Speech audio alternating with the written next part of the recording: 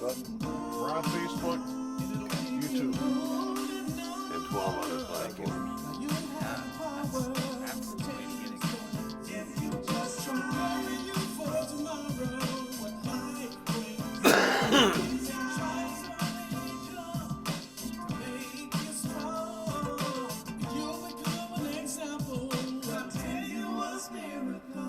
Hey, welcome to Continuous Miracle Radio right here on WGLM 106.3. Beautiful downtown Greenville, Michigan coming to you this morning. Mid-Michigan, Western Michigan. Ooh, how about this? Frigid February 1st. Oh, yeah. So it's so bad that I'm talking to Ayan a bit ago about this warm-up where it's hitting the 20s. Yeah, we're careening towards the 20s here today, I hear. Wonderful. I came through town and it said minus 14 degrees. I didn't believe that. But my car said minus 6 degrees, so it's somewhere around there. That's cold, folks. That's cold. What'd you say about Lake Michigan? Or that formerly? Yeah, formerly Lake Michigan. That's where I was this morning. I come in from Lake Michigan area in South Haven. And, the former Lake Michigan is officially an iceberg now. Yeah, it's just unbelievable cold we've been having here. Gratefully, though, we're making it through clean and sober. Yeah. Yeah. And that's a miracle, the continuous miracle. A lot of folks are. We just came from a room full of folks just like us. And, they all seem to be getting along just fine, didn't they? Yeah, they were. Yeah. All sober and talking about what had changed them. Yeah. And it was God. Yeah. Imagine that. A higher power and a lot of hard work on their parts. Yep. Yeah. So that's what we're here to talk about again this morning on Continuous Miracle, because that's what we're living. And we got a guest in the studio with us this morning, by a young man by the name of Ayan, who is a case manager down at Guiding Light. Correct me if I'm wrong. Yeah. Okay. Correct me if I'm wrong, or I'm okay. You are okay, yeah. All right, good for us. He was looking for confirmation. He gave it to him. No, young fella coming in from Grand Rapids this morning. Nice drive for you too, huh? Yeah. Nice. I mean, it's just a pretty drive out here. It's nice getting out of the city every once in a while. Yeah, it is kind of beautiful up this way. That's why we like it around here pretty good, don't we, Mike? We do. I like it even further north. Even, except for the deer harvesting, but It's all part of the process. We is. do what we can to help. It is, and we thank you for your service. Okay. We got Dangerous Darren in here again this morning on a frigid February 1st. yes, you do. Thank you, sir, for being here with us, You're welcome. being on the dials and doing your professional self. Appreciate that greatly. Yeah. So anyway, we brought Ian in this morning. Ayan, excuse me. Thanks for correcting me, boss. There's one already. I'm going to correct myself. There's one. Yeah, it's Ayan. Right, Mike? Yes, sir. I've been corrected already myself. Good morning, Ann. How you doing Good today? morning. I'm good. Good. Still Ayan. Yeah. Yeah, I hit it once in a row already. Yeah. Mark that down there. Yeah. So we had Ayan come in on the show with us this morning because of his experience here the last couple of years. He's a couple of years is fairly new to recovery. Yeah. You know, life's changing fast. Yeah. And what originally got you into the recovery community, or brought you into the recovery community, I guess would be the question. Yeah. So I think what brought me into the recovery community, my story's it's not the most unique. I think we all struggle pretty similarly. Agreed. I graduated high school, and I was still pretty young. I graduated at 17. Congratulations. Well, I wish. Overachievers. I wish I really. I find had that with a something to do lot of that. people in recovery, overachievers. Yeah. Hurry up, get this done. What's next? Yeah. And then I just the traditional path was to go right to college. So I ended up going to Grand Valley. And I think that you can't get in trouble out there. There's you not can't much. get in trouble out there. No, a lot of cornfields. I remember I spent a little time out there myself. Well, I've heard of people that run into a little trouble out there in the Allendale neck of the woods. It's Allendale is, once you get past the Standout area, it's mostly just Grand Valley, so it's a little bit of an isolated, It is. unique stirring pot for trouble out there. But No, they call it mixing. mixing, right. So going to school young, it's like I didn't really know what I wanted to do. I was kind of just going through the motions, and looking back on it, I think that there were signs that I might have had just like the addictive personality. I think Welcome Week, I spent a total of like 1 day out of 7 days sober. I was excited. welcome. Yeah, Welcome Week. So 17-year-old me was. Overachieving. Yeah. And I think it was a lot of fun at first. It's kind of how it all starts for all of us. It's it's fun. Sure. It's something to do. You're out of your mom and dad's house, and I mean, at 17, it was just like it was all the freedom I needed to make all the wrong choices. And you did. And I did. I made sure to make all of them. Well, get them out of the way early, Yeah. He's got a book of bad ideas he used to write. One of the bad I'm ideas. still writing it.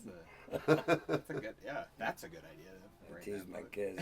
Dad's got that book of bad ideas right next to his headstand. I got it almost full now. And then after Welcome Week, classes started, and I found myself not taking it too seriously. I fell into a crowd where it was what we did in our free time was drink and party on the weekends. And, Sure. again, that seemed fun, and for the first year, my grades were terrible. I think I got put on academic probation after the first year. Still What's really. that look like? So you gotta, Academic probation. it's much like probation in like the legal sense too, where outside of trying to get you, like, their job putting you on probation is to try to get you to just kind of shape up a little Get bit, your attention. get your act together. Trying to follow in Dr. Bob's footsteps if I'm listening closely. Yeah. They give you enough things to kind of annoy you to doing the right thing. It's just like if we just tack on all these extra. I had to go learn how to schedule, and it's just like these are things that like I knew how to do. I just wasn't doing. But so it's Kind of like basket weaving.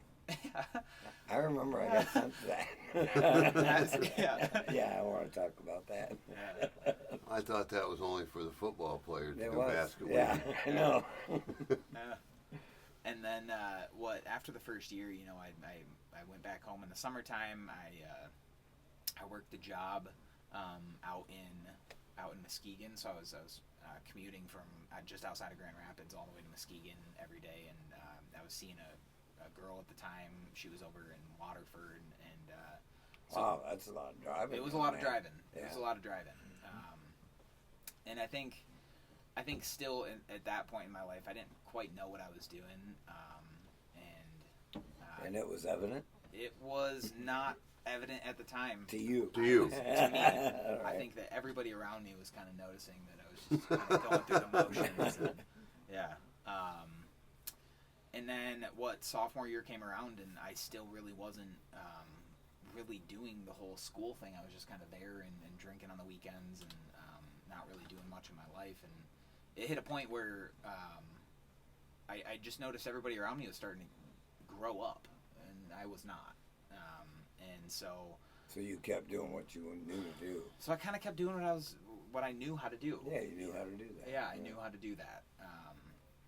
I think I'm glossing over a lot of some of the choices that I made. It's like I really wasn't a very good guy for the most part, and everything around me was crumbling. What was fun turned to not fun very fast, and it turned into like drinking alone. Just kind of deal with not really doing anything with life, and then Kind of antisocial yeah. in a social setting, which college is. It's funny. So, like, I made a lot of friends my first year there. I joined a fraternity. I had a hard time making friends in high school, and so the joke I say is I decided to go to college and pay for them. And how'd it go? It actually, I will say that some of the people that I met, they were very, very cool individuals. We had a lot of good memories together. It's just like there was that. I was wondering why at that point in my life I was having a hard time connecting to these guys, and it's because of that secret kind of double life that I have learned about in recovery. It's just like everybody was sharing these experiences. And what I was doing when I was alone is I was going home and drinking and using. I was smoking a lot of weed at the time, and that progressed into taking other things. So were you isolating then? Yeah. In a social setting? I think isolating around people too was kind of a confusing. You mean alone in a crowd? Alone in a crowd. Okay. Yeah. Which was, I think that I had the opportunity to make some pretty good lifelong friends, and just didn't really do that. And so after sophomore year, I really just kind of fell back off. I ended up moving. Wait a minute, you got through 2 years? I got through a year and a half, Uh-huh. and that's even saying something, because what I said at the time was that I just need to go figure out what I want to do.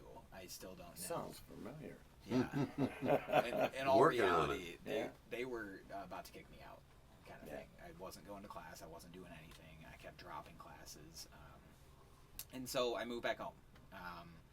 And then my parents brought me in. They were like, "All right, you've got a little bit. Let's get you what you need. Let's get you working. Let's kind of help you get back on your feet." And then I think that next year I moved back out there with full intentions of going back to school with a couple people that I had met, and was just working the whole time. I never quite committed to going back to school. And then that's when the drinking got pretty bad, where every opportunity that I found, I was around people constantly, and so I had to find ways to go drink. Get creative. Get creative with it. Yeah. Overachiever. Yeah. I like that you're. Yeah. There is a silver lining. I'm Right. motivated in some sense. Motivated. I suppose, yeah. Kind of a selfish way, but you were motivated and you found a way, right? Yeah. And then after that, it didn't really work out. I think along the way, I've still got some amends to After that, it didn't work out. It sounds like you're stellar on having it not work out before the fact. not work out. Yeah. Yeah. Okay. Which is funny. This is a long-winded way of just kind of what brought me to recovery. But Sure. No, it's okay. I heard a lot of people along the way, and then really just tried to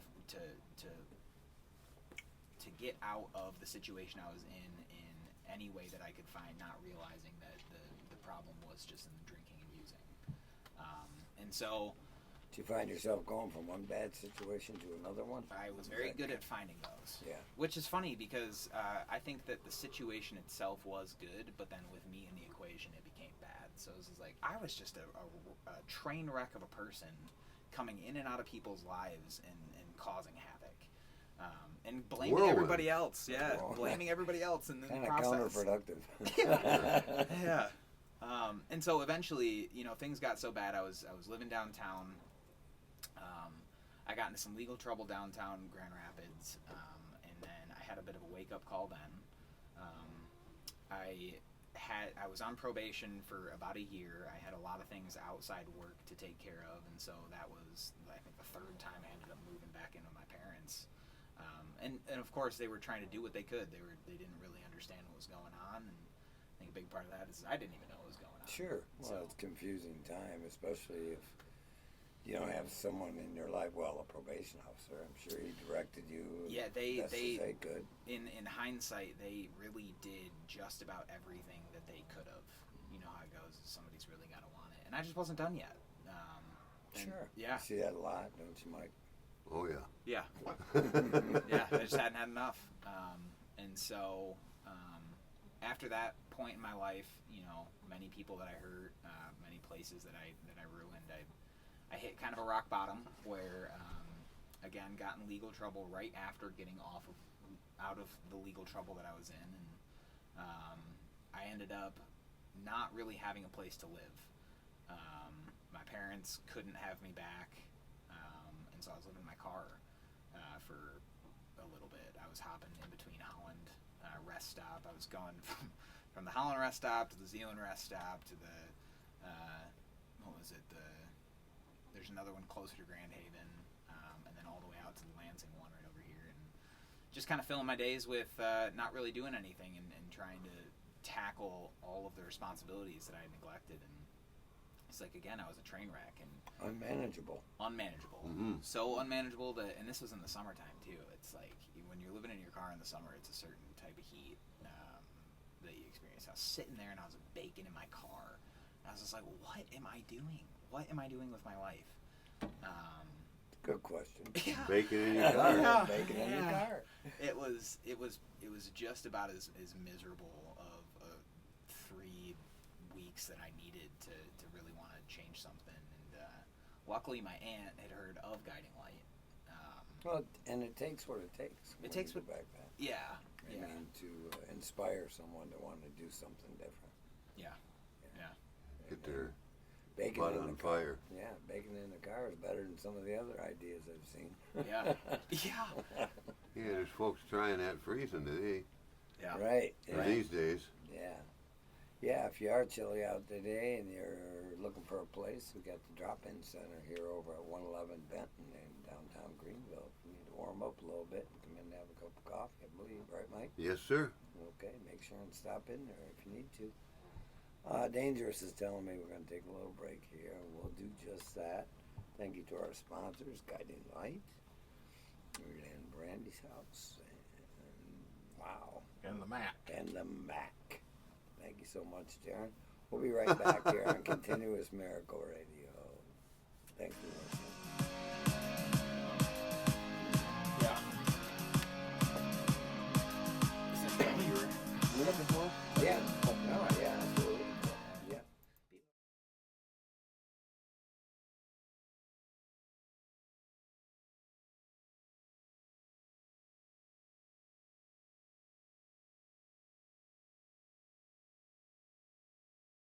You did well. Yeah. Thank you. Professionalism on many levels. Scott back here with you on Continuous Miracle Radio. So glad you're listening with us here this morning. Talking to young Ayan. You got it right again, boss. Keep it up. Getting better. Oh, and Darren's reminded me if you'd like to give us a call, 616-754-106.3. Feel free. You can ask Ayan a question, or Mike, or myself. Yeah, and we can answer best to our abilities, any questions you might have. But Ayan's been talking about himself here a little bit and what led him to the recovery community. And kind of the turning point for him was baking in a car in a rest area. Yes. And he made a decision at that point to try and do something different. Is that correct, sir? Yeah, that is correct. I think. So rather than find a shady spot, you elected to recover. Yes. Okay. Yeah. My kind funny. of thinking would have got me in the shade, and I still wouldn't have recovered. But good start. Yeah. Yeah. So where'd that lead you then? So then that led me downtown. I went to Guiding Light, and I think that right off the bat, I could tell there was something different about that place. So I had not had experience with anything recovery outside of when I was in court. I had a recovery coach that I was working with who, again, in hindsight, was doing everything that he could to help save me from the path that I was going down. Now, were these recovery coaches, probation officers, were they directing you towards 12-step recovery groups, or were they doing some Yeah. So IOP work with you? I'm just curious. all the above.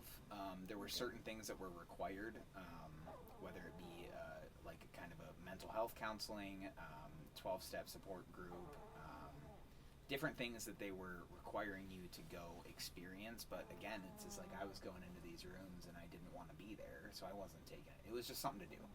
Right. Even working with a therapist for it, I wasn't really getting much out of it because I wasn't ready for something like that So there was nothing wrong with the groups or the people who were trying to help you. at all. In fact, I think that all It was things. more an internal Ayan thing. It was an Ayan thing. Yes. Yeah, Yeah. okay. I'm tracking with you now. Yeah.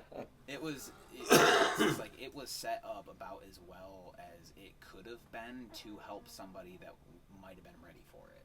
Yeah. I just wasn't. And I want to commend the court system and the recovery coach community, because they Yeah. really, from years past, have come miles in their ability to guide and direct folks. Yeah.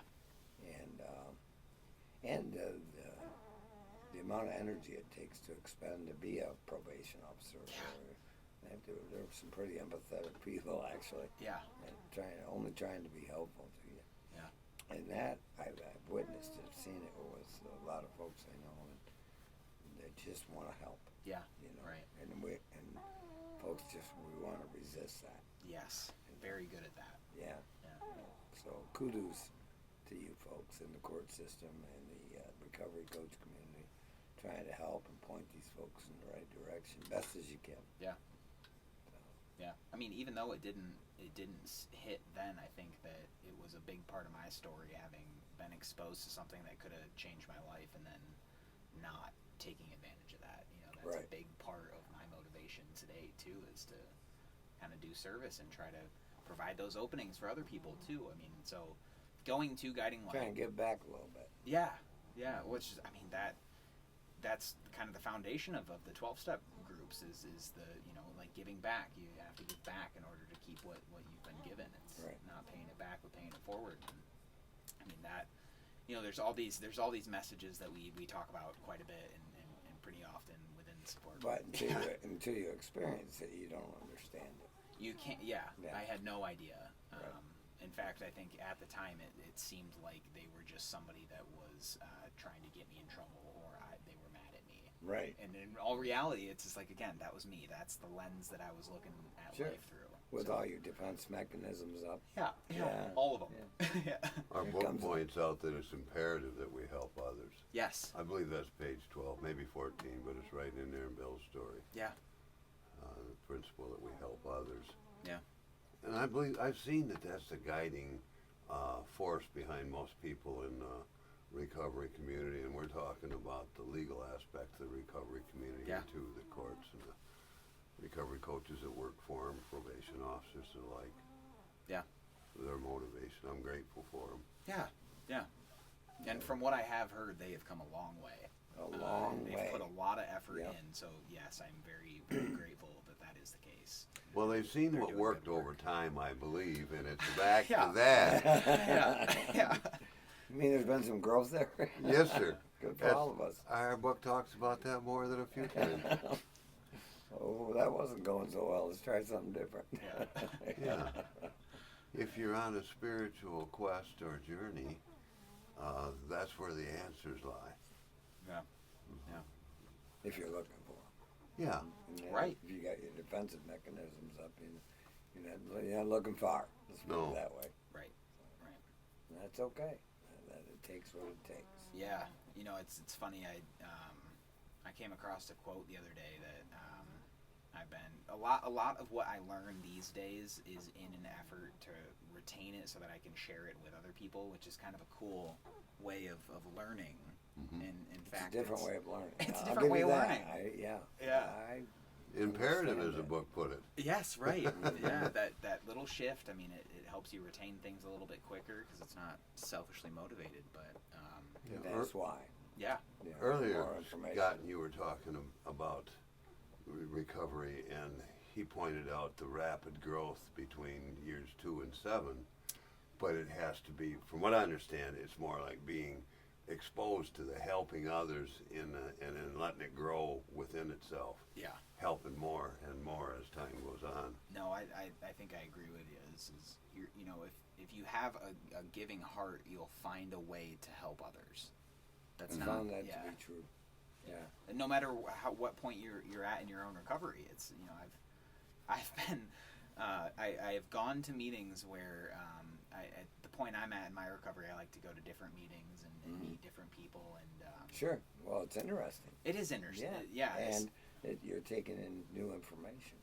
a lot, and you don't quite have the, you know, a lot of the meetings that I go to that I had gone to in Guiding Light, I know almost everybody in those rooms, and so the dynamic's a little different when you're surrounded by people that don't really know you Sure. very well, which is something I've grown to appreciate. But I've had people very early in recovery give me advice, and it's actually good advice too, and it catches me off guard and kind of keeps me on my toes. It's, you know, it's like, You talking you know to me? what, you're right. Yeah. Yeah. Once in a while. Yeah. Yeah. Well, something I found out that in the rooms, there's an awful lot of people that are right, but they don't all talk the same way. And for a guy like me, Yeah. I need to hear the same message over and over until I heard the words put together just right, so it hit home in there. Yeah. And as I look back, it's all the same message, so to speak. Yeah. Personal accountability for myself and my actions, and that's about it. No, it's funny you say that too, because my recent kick in going to meetings, it's like, you know, obviously there's things in my life that I'm focusing on, and one of those is Well, there's always that. Yeah. There's always things in our lives that we need to improve. Yeah. You know, I mean, I'm speaking my own experience here. Yeah. But yeah, every day is something I could do better. Yeah. I think one of those things for me right now is just my connection to kind of what I believe in, my understanding of what God is and how God works in our lives. And it is cool because there are few places that I see God work in a way outside of 12-step meetings. Oh, absolutely. That it's almost as obvious now that I can. I think now that I'm looking for it, What? it's more. Yeah, right. Yeah. Well, it maybe comes from a connection with a higher power, you know, or Yeah. attempting to have a relationship with a higher power. All of a sudden, it shows up and shows off in your life, and you can recognize it in various aspects. Yeah. And, I heard you both say something kinda about looking for it. Yeah. It's Yeah. kind of fascinating someday. Yeah. No, it's. I mean, because it's. He still uses the hammer on Mike. He don't look close enough. I'm getting I'll at bet it. that hurt. He's got me squinting at things. I'll give it that. Yeah. No, it's hearing the same thing the right way. I think is a cool thing to watch click in somebody, because you know it's a big part of my job now. It's having gone through the program. It's trying to not be somebody that talks down to people, because we know how that goes. Yeah. From a spiritual hilltop? From a spiritual hilltop, it's That doesn't go well. Yeah. I No. Equal to. leave my soapbox Child at of home. God. Equal Yeah. to. Yeah. That's right. Yeah, but still trying to expose people in early recovery to some of these ideas as they're ready for it. It takes a lot of creativity. I think that you know, some of the work that we're doing there, it's very fulfilling. But it's I will say it's hard. It's hard to watch things not hit. And then trying to understand on my end too. It's just like it really is not up to me. No, it's not. Just like I'm able to witness this stuff. It's just like I'm at this point. Be I'm a just part of. Yes. Yeah. Yeah. Not the cause, not to be a part of No. a solution, and the solution is not the same for every person. No. And I think that you know it's just like guiding light in specific. So it's just the recovery team has gone through. And I think that when I was going through the program too, I noticed that there was something different. It's, you know, it's just whether it was the routine, whether it was the 13-ish meetings a week that we were going to, whether it was the program itself. So I know you talk about the program itself at Guiding Light. What is? I know it's not 12-step based, so that's why I'm asking. What Yeah. does that look like? So It's for our listening audience. So they yeah, understand. we're a Christian organization. A lot of the things that we teach curriculum-wise, we have a philosophy that we've got 2 classes a week. It's a rotating schedule of 8 weeks. We have 7 focus points that we talk about, and it's anything from responsibility, self-awareness, vulnerability, all these things. Oh, pillars of life. Right, which is something that is, I don't think, unique to Guiding Light, other than that's what we focus on and let the guys experience 12-step on their own. Okay. Yeah. I like that, actually. And then you get them out to 13 meetings a week. Yes. Yeah. So when they come out of Guiding Light, you're trying to put some pillars in their lives. Yeah. And then they come into a 12-step recovery while they've been exposed to. And then they can add to that. Right. With their 12-step recovery. So it's almost Okay. like all day they're learning. It's like a speed run in how to be an adult. Is what Sounds I call like it. Yeah. Yeah.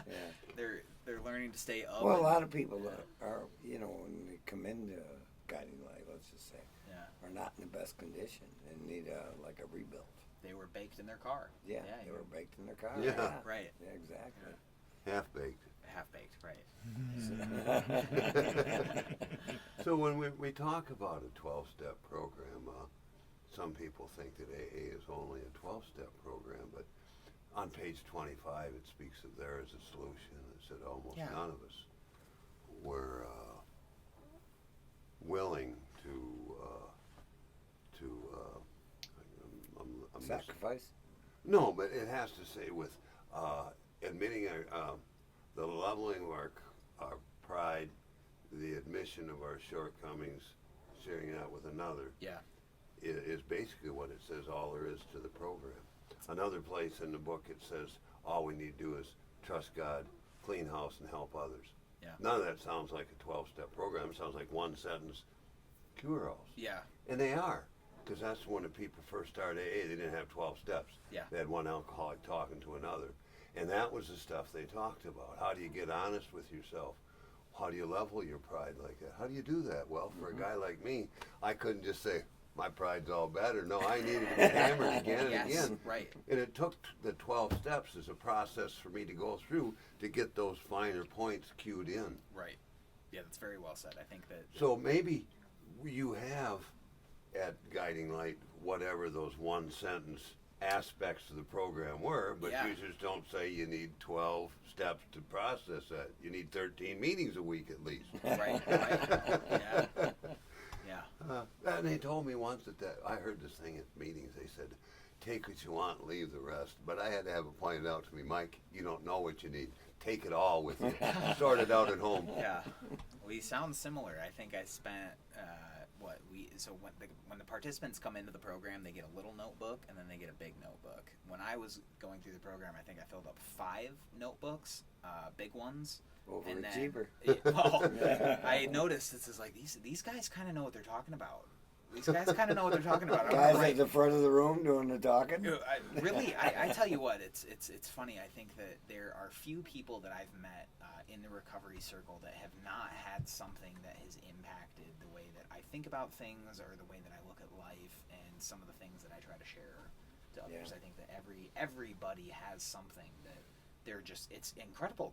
We're all contributing, Right. filling in the gaps. For quite a while, my part to contribute was the wrong ideas. That's all I had. There's a place for that. That's why we let them. Go ahead, keep talking, Keep Mike. Keep going. talking. But then slowly over time, I got a bit better by implementing those ideas that were suggested. Yeah. It's kind of fun to watch. He had some of the joy of pointing some of these things out in a close manner while I was processing it. Yeah. I was way more defective then than I am now. And he was watching the transition and maybe some of the things I missed and going, well, what about that? The stuff I'd neatly evaded. Thought-provoking questions. Neatly Yeah. edited. Yeah. Yeah. But early recovery, like you were mentioning, I recall, and I can relate to just like being a sponge, because Yes. it's all new information, it's all new concepts, and it's all new ideas. Yeah. In the meantime, they're telling you it's a program of action, Yes. so you're trying new things, Which is and you're getting new results, Yeah. or different results. yeah. So that's what kind of makes that whole journey kind of fascinating for folks. It is. when they absorb it. So like that Like a is sponge. that is one of the things that going through the program that I noticed. So I had a life coach that I worked with. It's basically my job now is a case manager life coach, but I interact with the people that I work with on more of a coach basis. So it's just like really coaching is try to identify like what do you want to do and when do you want to do it by, and then trying to figure out what's getting in the way of that. And so the case manager side is nice, but then the coaching and prompting to action really is where some of the magic happens. If these people learn to. It is where it happens. Yes, It's not some of it. That's where it gets real. Yes. That's where it gets real. How about we come back and talk about that? Okay, we're only take a little break here and talk about getting real. Getting real. Darren's telling me we're going to have to do that right shortly here, so we're going to take a quick break. Thanks for listening. Come on back and join us right after these brief messages from our sponsors.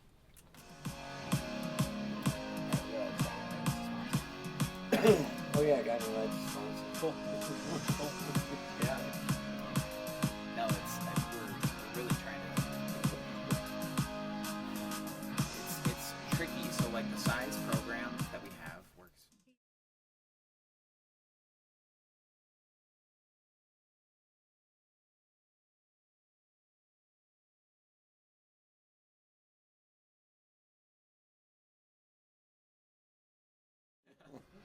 Don't call me dear. We're talking about magic, the magic cabinet, right? Yeah. How's that First, work we're gonna let again? Darren talk. Oh, Got Mike and Ayan back with you here on Continuous Miracle Radio. Geez, guys, thanks for piping down a minute. Cheer down. Hey, Darren, Dangerous Darren, has been busy at work this week, and he is putting Continuous Miracle Radio on a bunch of new platforms where you can find us, right? Yeah, absolutely. We're pretty much everywhere now. We're on the top 3 platforms, which is Apple Podcasts, Spotify, and iHeartRadio. Wow. So you can find us there. You can also find us on Pandora, Overcast, Pocket Casts, Spreaker, Podbean, Podcast Addict, and Amazon Music. And I know I'm forgetting one or two. Wow, Darren, you've been busy. Yeah, soon to be coming to TuneIn Radio as well. Don't TuneIn forget Radio. YouTube and Facebook Live. Oh, Yep. yeah, YouTube and Facebook, too. Yep. Still. So the show is growing and getting out there, folks. And it's thanks to folks like you and our sponsors that we get the opportunity to come on the air and talk about recovery and folks' lives changing in real time and people getting better. What a miracle, huh? Mm-hmm. Continuous. Yeah. Miracles and magic. We're going to talk about some magic. Well, we're going to talk about a little bit of magic prior to the break here. We were talking about when we start taking action. Yeah. And, that's when well, go ahead, Mike. Magic Mike. No, that is when the miracle or the magic happens. You see it right in front of your eyes. The real-time living. Yeah. Yeah. A big part for me had to do, I was just telling Ayan, I got that right. Wow. I was like at the 2-year mark in my recovery, and I started chairing meetings. That was my first real service work. We gave him all the authority of an AA chairperson. Oh man, I had it going on. But what I really got from was some kind of responsibility to try to do my part there better. Yeah. And I wound up reading the big book more. Yeah. And it brought me to a point where I wanted to do more of the helping others.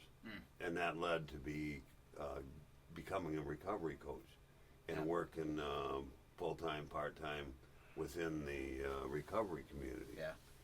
What a rapid increase in my growth just by helping others. Yes. Are you talking about your spiritual growth as well, sir?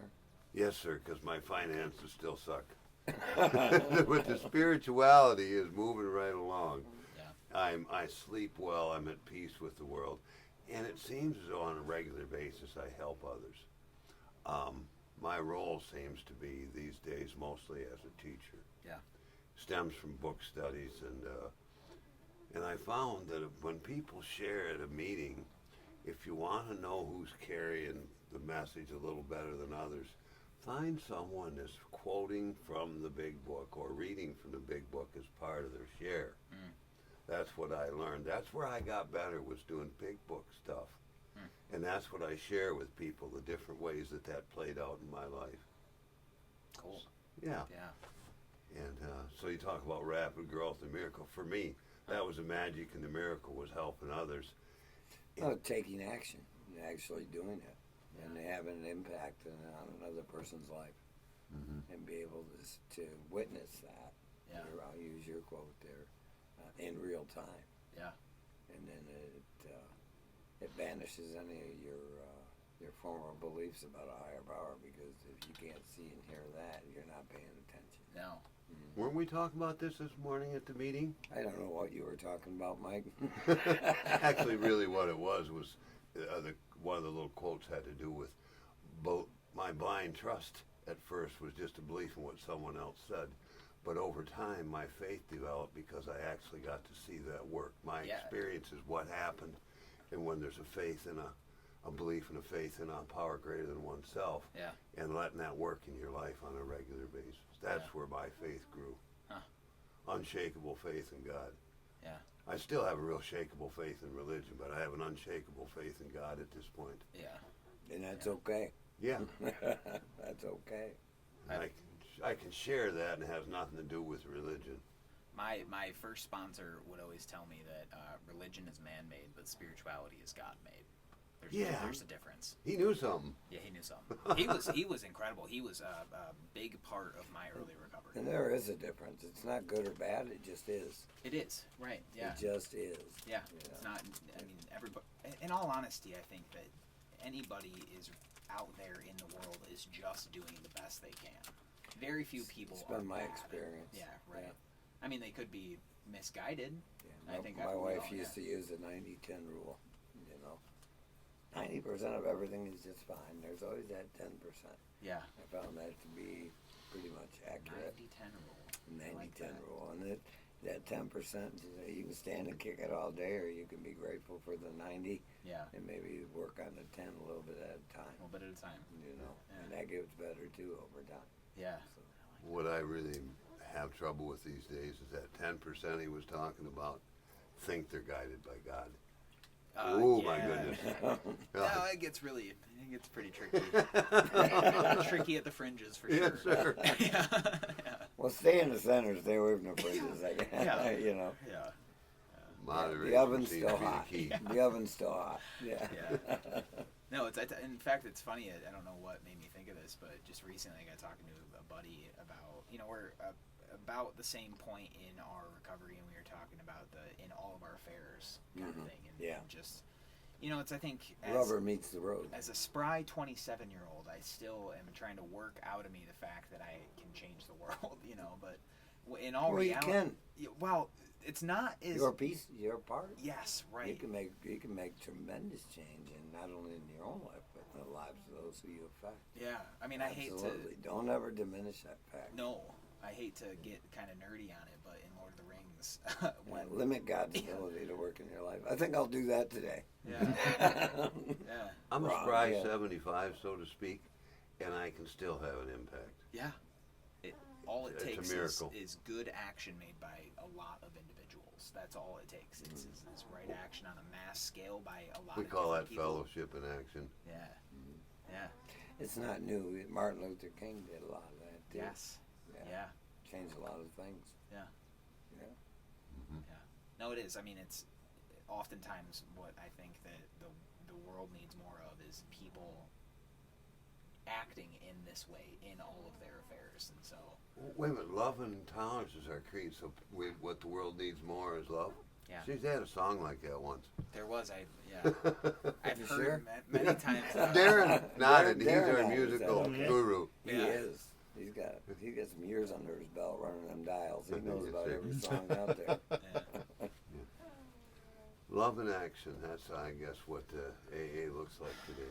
Yeah, it's. I Well, think it's a pretty good way to live. it's a very good way to live. You don't have to be a member of the recovery community to live that way. I No. know many people who aren't involved with the recovery community who live in that fashion. Yeah, And then they learn it just differently than what maybe a lot of folks like us have. yeah, That's all. yeah. They didn't need the bone-crushing defeat of alcohol. Apparently not. They weren't steamrolled by the juggernaut, as it's sometimes put. Well, everyone comes from a different walk, you know. And that's okay. It is. Yeah. It's okay. When you get there, you recognize those folks. Yeah. Yeah. Yeah. No, it took a long time to, I think a lot of my life pre-recovery, I was really mad at myself for not taking action, and not working at building a life that was any bit fulfilling. And then in turn, that was shaping the way that I saw other people. Oh, sure. Right. Built your prejudices right in, didn't it? Yes. Yeah. And it was, Funny how that's self-induced. Yeah. That sounds like consequences are built in. Yeah, similar. Yeah. That's a discussion about spiritual laws. I can do whatever I want, but there are built-in consequences of my actions. They're there. Yeah. Yeah. And AA has helped me better understand some of that stuff. Yeah. And avoid a lot of the consequences in turn. Yeah. Yeah. Just a perk. Yeah, perk. Trying to be loving and tolerant Bonus. all the time. He had the bonus. Yeah, and besides, I get to stay sober. Oh, the miracle. Yeah, and it didn't look possible when I got here. No. How wrong we can be. Yeah. Yeah. But what a good thing you guys are doing too, just kind of getting that word out there. It's, it's like, this is what it's about. Yeah. Making sure that, You know, it's just like if we're just a collection of all the things that we take in on a daily basis, I'm glad that you guys are putting out there something that's good to take in. Well, it's different. It's different. Well, right, yeah. We're trying. I know. And that's all that's us. Try. you know. Yeah. Fortunately, my interactions with people in the recovery community give me much opportunity to share what this wonderful, fascinating adventure looks like, helping others. Yeah.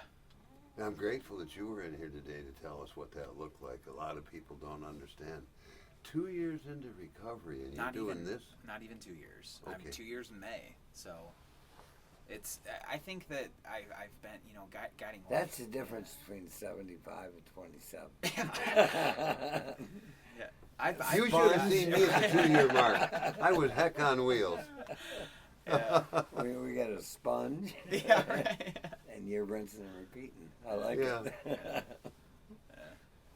At my slightly over, well, maybe it's more like the 3 year mark, I was working in a sober living facility and trying my darndest, but I just didn't have the same kind of impact as what I felt. Because most of the people I worked with weren't staying sober, but I was, and I had to have that pointed out to me. Yeah, Yeah. it's critical. Well, it's so. That's funny you say that. That That's need to be pointed out. What's happening with you? right. Yeah. I I know you're stayed- trying to give, but what's happening with you? Right. Like how much can you give if you are not sober yourself? So Yeah. it's just like your primary focus needed to be you. And But I found out in that time frame from trying to help others and trying to learn to listen better and be teachable, yes. I carried that out at home. Yeah. And what a wonderful relationship I got because of that. Cool. When I got to AA, I thought that I would never have any happiness again. And yet I did. I was a recent widow when I got to AA and really deep in the cups. Yeah. And as it turned out, I was given a wonderful life, fulfilling life, because I tried to do the simple things AA asked. And that was just repeated over and over. And it worked. It worked. Yeah. Yeah, It worked. yeah, the miracle. Look Yeah. at that. And I can share that with anybody. No. I have never did anything large or profound. A bunch of little things tied together over time, they add up. They add up. Yeah. Yes, sir. And then every once in a while, it looks like what Sparky Anderson used to call lightning in a bottle. All of a sudden, that magic occurs because all those little things, they call that a spiritual awakening of the educational variety. Happens over time. Not like one big ball of flash or light. But when it happens, it looks like a ball of light to everybody around me. Hello. Look at that boy take off. Yeah. Yeah. And stay out of their way. Yeah. Right. Kind of like you. Yeah. So nowadays, I know you work with Brian and Norm down there. Guys Yeah. like both excellent man. Mentors. Yeah, if you can, any knowledge that they dispense, suck that Yeah. up, because those guys both dynamic men. Yes. Yeah. You know, and been at this stuff a long time. Yeah. And have learned so much and freely give of their time and energy. Yeah. Greatly appreciate both those guys too, and everything that's going on down the Guiding Light. You Yeah. know. I mean, we're just one part of the big system that we're all a part of, and trying to do our part and fit in where we can, and try to keep everybody together. It's I like the fact that you're not patching holes so much anymore. It's pretty much more when a person's willing, they're willing, and they're going to go ahead and grab a hold of this thing, much That- like you did yourself. you know, it's so I think that our program being free, there's kind of an unattended benefit is that being free is usually draws the kind of people in that don't have many options left.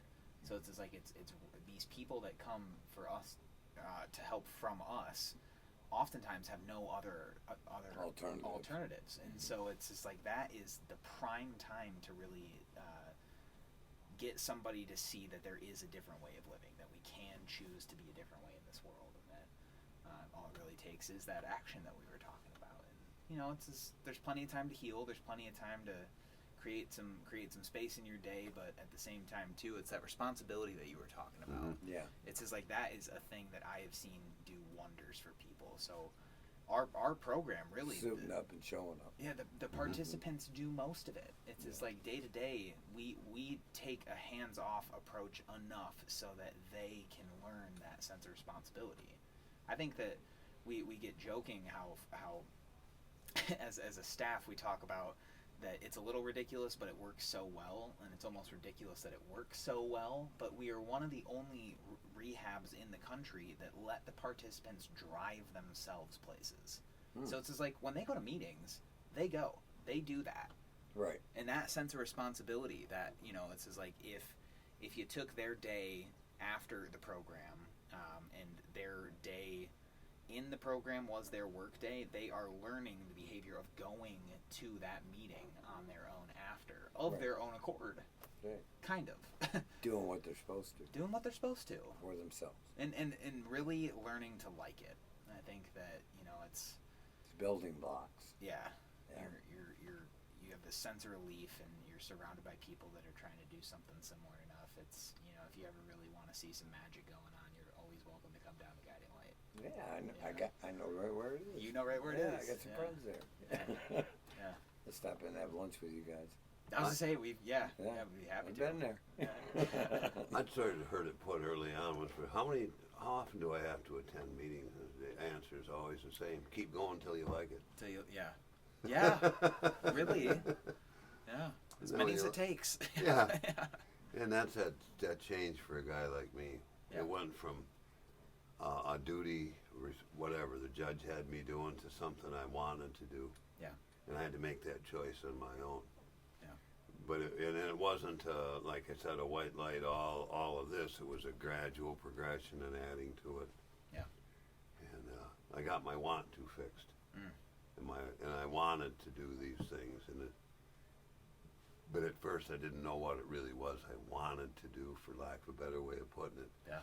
As I did more of the stuff that it was asked that I wanted to do, I learned more to do. Right. Well, he was in a good place. Didn't know what to do. Smartest guy in the room doesn't know what to do. Right. Stop. Yeah, humility. Sometimes just stop. Yeah. So Guiding Light is free of charge. Yeah. Right. And what's the number down there? The phone number? Yeah. Oh, off the top of my head. We've got the intake phone number is 616-881-4790. Hey, feel free if you know somebody who needs Say that again. recovery. Yeah. Intake phone number is 616-881-4790. Ring them up, give them a call, and Yeah. and get someone down there that'll be willing to take them in, right? Oh yeah, yeah. Okay. I mean, it's we've got a bit of a process.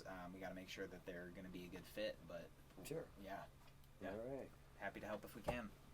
Well, Ian, I want to Ann. Hey, you got it right again. Yeah. I was going to do it on purpose. I like you guys yell at me once in a while. I want to thank you, young man, for coming in and joining us today and Thank you, driving guys. us to beautiful downtown Greenville, Michigan on a minus 6-degree day. Or 14, depending on the thermometer. Come on back and join us again next week, as we got a special guest coming in, right, Mike? Yeah, we've got Father then. Darren. That's what we're going to have. Daryl, I mean. Come on back and join us on Continuous Miracle right here on WGLM 106.3. Thank you so much for listening. Thanks. Yeah. It's good conversation. I didn't get it wrong.